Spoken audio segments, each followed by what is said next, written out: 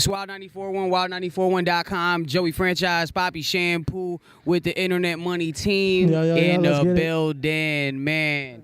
Taz Taylor, Trevor Daniel here, and Internet Money must be really good, bro. You are shining, my G. Oh, yeah. Nah, this is only like 75% of my jewelry. I got the rest somewhere else, but, like, you know, chains. I got another Cartier bracelet, like 4 rings. Oh, like, man. You flashing, man. You showing off right now. You flexing heavy right now. I mean, this is our last show in Florida, bro. You know, I got to. No, for sure. And dude, like, you know, all the jewelry, everything, I mean, all comes from, you know, the grind. So, Taz, please tell everybody your story, bro. You've been behind some of the, you know, some big acts, you know, the late XXXtentacion, 6ix9ine. I mean, the list can go on and on. Just please tell me that story, bro. Yeah, man. So basically, I started from Jacksonville, Florida. You know, my mom getting cancer and shit, me dropping out in the 7th grade inspired me to fucking like take this shit even harder and go where I did, which led for me like getting in the industry. I did Club by XXX. I did all the Juice WRLD with my producer Nick Mirror. We did Lucid Dreams, All Girls Are the Same, everything. We essentially built, you know, Juice WRLD's whole sound. Just a bunch of records, bro. We did Plug Walk, Rich the Kid. We did a bunch of shit, man. We're just running up these platinum records. And bro, your wave is crazy. I mean, it obviously stemmed, you know, to you actually getting to the point where you created your own record label. So when did that like click in your head? Be like, you know, I'm creating these sounds, you know, for guys like Juice WRLD. I mean, I should just sign my own acts and keep it in house. Yeah, essentially what happened, bro, is like I just really modeled myself after like Michael Made It, and it's like producers go on runs. Like Metro Boomin had a run, you know, Lex Luger had a run, all this. And I really looked at like Michael. I'm like, how is he never like fading away? Not saying they did because they changed the game, but I'm like, I want to be like that. And he has Sway Lee, Ray Sherman, you know what I mean, all that. So I really wanted to do like a whole label deal, and I went and signed, you know, Trevor Daniel, my first artist over here, and then we're just running it up right now. And that's cool. Yeah. And Trevor just actually dropped Homesick. Trevor, what's it like, you know, linking with this guy and seeing, you know, his resume? It's crazy, bro. I used to watch their tutorials and stuff online, like to learn how to make beats and everything. Because you produce as well, right? I mean, yeah, ish. But ish. Dude, they're so much better than me. So it's like, it's you know, I'm learning. But what's that learning experience like being with this guy? Like, what have you learned? Man, I'm still learning, but like I'm still learning to like not overthink things, you know? Like that's probably my biggest thing is overthinking, you know? And he just kind of helped me with that a lot. So, and a lot of other stuff, but mainly, what were you doing like prior to music? Like when did it all come about? Like you actually writing your first songs? Because you're fairly young. Like how old are you? 24. Okay, yeah. So when did it all begin for you? When did you start getting into music? I mean, I've always been into music, but you know, it progressed over time where like just things just went everywhere in life. And then I guess in 2011, like my credits didn't transfer from Louisiana when I lived there for a little bit. And then I had more time on my hands because I wasn't playing football and everything. So yeah.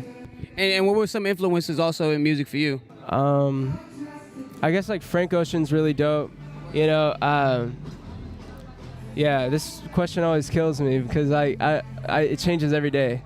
So I'm listening to Spotify playlists at all times, listening to new people that I should probably remember their names and everything. That's what's up, man. Congrats on Homesick, man. It's a fire EP. Thank you, bro. Thank you. And you just teasing, cause I feel like 2019 is gonna be a really, really big year for you, dog. I'm no feeling cap it on too, that, bro. I feel it. Feel it, yeah. Your sound is crazy, bro. Thank you, bro. I really appreciate that. And it's good to have Thank this guy you, over here harnessing it too. So that's absolutely, really good. Yeah, and, absolutely. And Taz, I want to ask you too, man. Like I know, you know, you're heavy with the production and you got a lot of, you know, hit songs out. What was it like too now? Because I know the Lucid Dream situation is getting a little crazy with Sting getting involved. Like, yeah. How does that process go about? Like, I mean, what you can speak on? Really, with that whole situation is like we've been knew about this shit for months. You know what I mean? Like the situation it is, whatever. Really, at this point, it's just like teaching my young bulls and my producer underneath me, like, you know, you can't say how you feel everything. I had to learn shit the hard way. He just learned. Nick did. He tweeted some shit out. It went viral. It was all over like academics, everything. Right. It's just like, you know, sometimes he's not the first in his position to have that happen. You know what I mean? It's happened to some of the biggest artists in the game, some of the biggest producers in the game. Just treat that shit like a ticket inside the game and move on. You know what I mean? Like at the end of the day, we got a really good lawyer. We got a really great manager. And it's just, you know, sometimes you can have all the best and still like things don't go your way, but whenever things don't go your way, you can't get upset and like stomp your feet and act like a little kid about it. You got to be like just a grown man and hold that L and like, you know, try to find the positives in there and move on from that. Facts. And I'm trying to figure out like, did he apply pressure to Nas when Nas sampled it years ago. Nah, the whole thing is like, I'm sure they got it clear before it dropped. This was like an anomaly. This blew up before we even got it cleared, you know what I mean? Yeah. So it's like it all happened at one time. I mean, he didn't know who we were. He didn't know who Juice WRLD was. It was just like, whatever, you know what I mean? Right. Nas is different, you know what I mean? It's Nas. I hear that. But I'm sure they reached out and got it before. We had to come to him like, this is blowing up, so we got to handle it, you know what I mean? Right. But nah, man, shout out to Sting, shout out to Juice, shout out to Interscope, shout out to everybody. Would y'all do a remix just to solve the problem What, Sting altogether? and Juice? I ain't got no issues with Sting, bro. That's all whoever, bro. Right. I ain't got no issues. Like, I got my label, Internet Money, is actually through Interscope, Okay. where Sting signed to and Juice is signed to and all this. So it's basically just like a learning lesson and being able to teach like my producers and all this shit. Like, you know, you just gotta chill and sometimes, you know, let the cards fall where they happen. You know what I mean? Facts. And we're here with Taz Taylor, Trevor Daniels, whole Internet Money team here. Now, you know, going on to, now you have artists. How important is it to, you know, to make sure your artists, you know, are really like kind of in line, basically aware of their surroundings? Because I say that to say this because, you know, the 6ix9ine situation is a little nuts. And I know there's so many stories that fly around, some fake news and whatnot.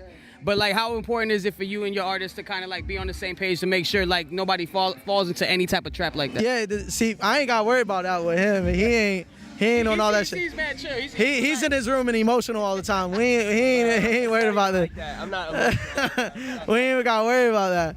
But nah, I just signed this female artist, Chelgi. She's like super in the scene, super around like all these SoundCloud rappers and all that shit. I kind of got to be like dad and like bring her away from all the bullshit because, you know, all it takes is one little thing. So yeah, man, it's just being aware and like teaching awareness because everybody thinks that any type of publicity or whatever is good publicity or whatever. It's not. You just got to know what's good and what's bad and learn how to separate and know who's good for you and who isn't. Separate it. Now, did you touch anything on this this project, the Dummy Boy project that recently came out? Nah, we were on the last project. This was all. I didn't even know he was working on a project. It's funny because like my lawyer is also Treyway's lawyer and all that. So it's just like a bunch of everything moving in together. We've been busy. I've been busy with Trevor for the past couple months. Since June, I really took off working with other artists. I ain't took other sessions.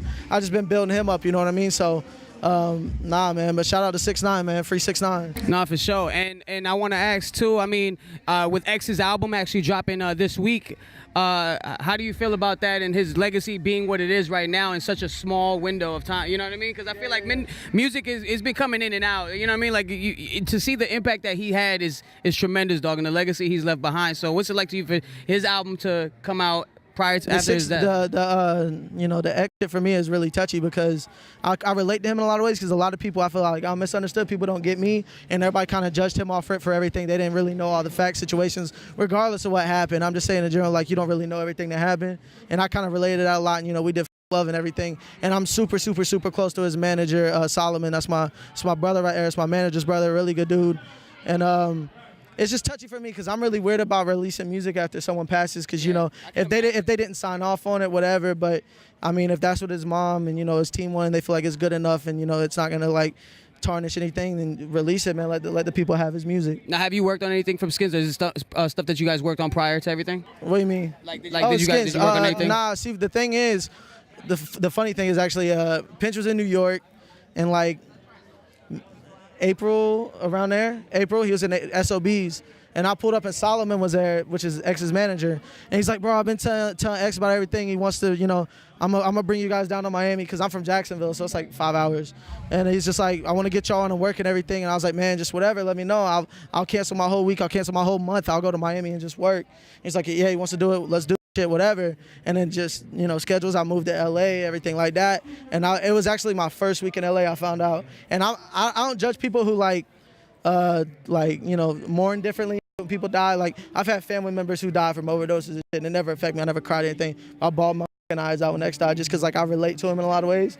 And I just felt helpless, bro, because I was in, like, LA, and I'm from Florida, and he's from Florida, and I just know how hot and shit it is sometimes, and sometimes you can't get away from that shit, no matter how hard you want to, you know what I mean? So it's just a really touchy subject for me, but, you know, shout out to everybody that is on Skins, and I can't wait for that project to drop. No doubt. And I want to know, too, like, I've been saying this for a while, like, that Florida got the juice, man. I feel like everybody who's anybody right now in the game is coming out of Florida. How do you feel about just the union itself between the entire state? Man, it's about time, bro. Honestly, because like Ross and T-Pain and Plies and all these people. I remember the Source at XXXtentacion did a whole cover with it years ago. Everything. So I mean, it's about time, like just new coming along and everybody's with it.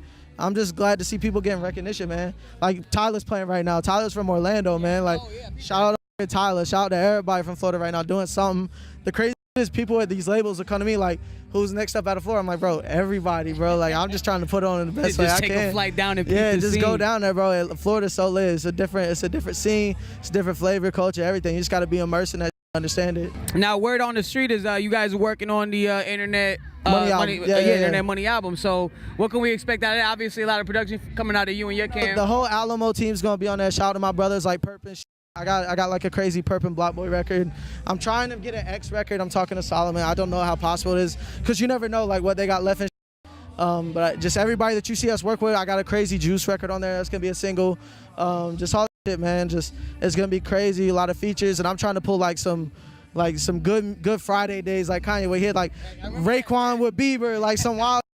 So I don't care. I don't care about money. I don't care about budget. I don't care about whatever. I want the best artists, and I just want to put people in the best place to succeed, man. That's what I like to hear, man. Yeah, man. Taz Taylor, I appreciate that, appreciate man. It, bro. Yo, Trevor Daniels, man, thank you so much, bro. Thanks, bro. And Doug, I mean, Homesick EP, like I said, is fire. Let everybody know where they can follow y'all, like everything. Let everybody know where they can get that. Thank you, bro. Thank you. My social media is everything is at I am Trevor Daniel. Yeah. Mine's D-Taz Taylor, and follow at Internet Money Records on Instagram and at Internet Money on Twitter for all updates and everything concerning Internet Money. And I appreciate you, bro. No doubt, man. Love, man. Appreciate y'all, sure. man. SWAT 94.1.